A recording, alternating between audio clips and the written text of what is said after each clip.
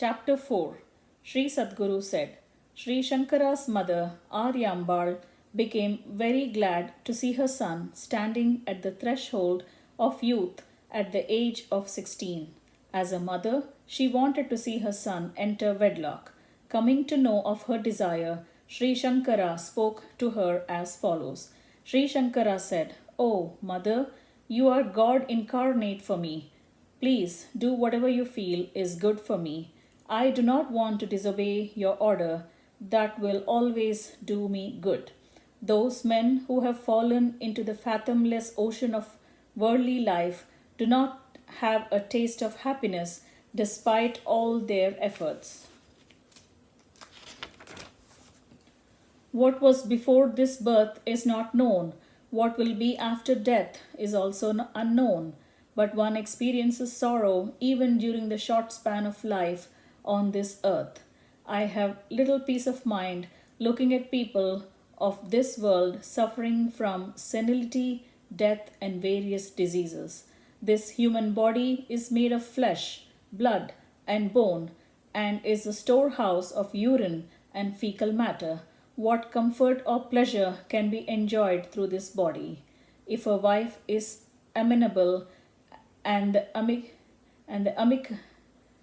amicable, if a wife is amenable and amicable, the husband becomes a slave to her. If she is uncontrollable, he remains morose, but yet always endeavors to please her. Hence, whether she is amicable or otherwise, the husband suffers in either case. On this earth, how can a lusty man abandon his beautiful wife? The, though some Though such a man is always worried, having to look after many children, suffering from poverty, and mentally strained by rebukes of his wife, he guards the house like a watchdog and takes care of the family. Invincible time steals away the life of an unwilling person who remains tied up with the earthly bonds and identifies himself with his physical body instead of with the inner self and remains ignorant of his real worth. Deliberating on this truth through my intellect, I have discerned the facts about the self. I am desirous of approaching a suitable guru. Please grant me your permission for this search. Aryambal replied, My dear Shankara, I am aware of your unusual mental makeup that stands high up above worldliness.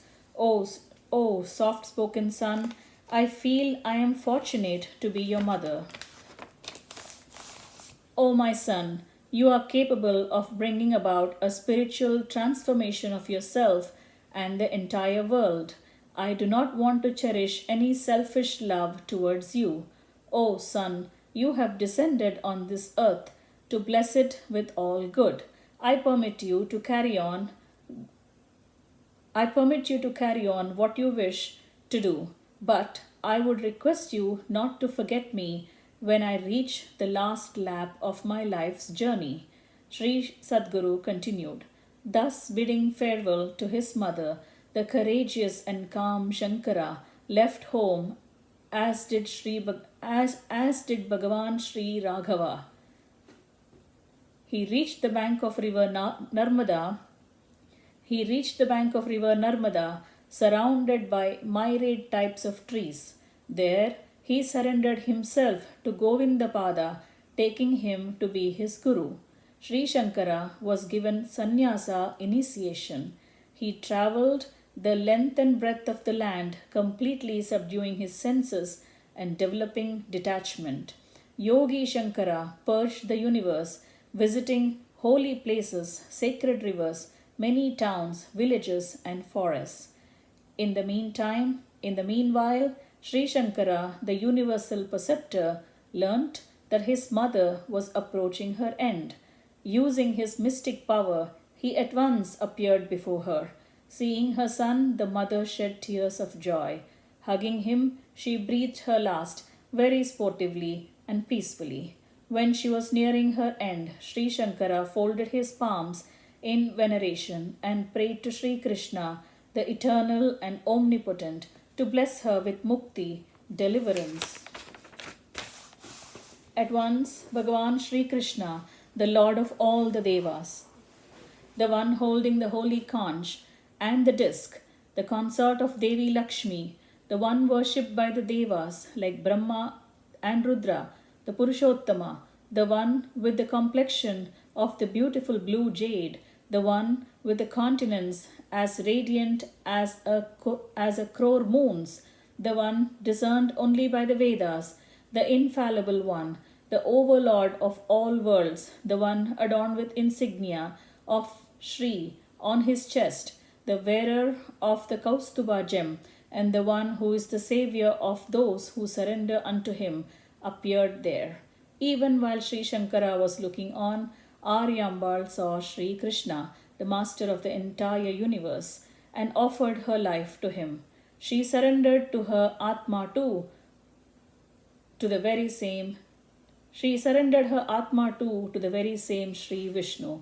Sri Vishnu, the Lord, who bestows on the devotees the blessings of salvation, moksha, delivered her then and there.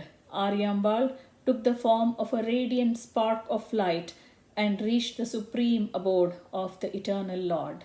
Mahatma Shankara, the yogi, performed her last rites with the fire lit by the mystic power and then was plunged in sorrow. Though he was a man of wisdom and clear knowledge of the self, Sri Shankara became very sad, pondering on the noble qualities of his mother due to his unlimited filial love for her. Sri Shankara, the illustrious yogi, consoled himself, meditating on Bhagavan Sri Hari, and started on the pilgrimage. This ends chapter 4, entitled Sri Shankara Vijayam 3 of Book 1 of Sri Vaishnava Samhita, composed by Shri Krishna Premi Swamigal.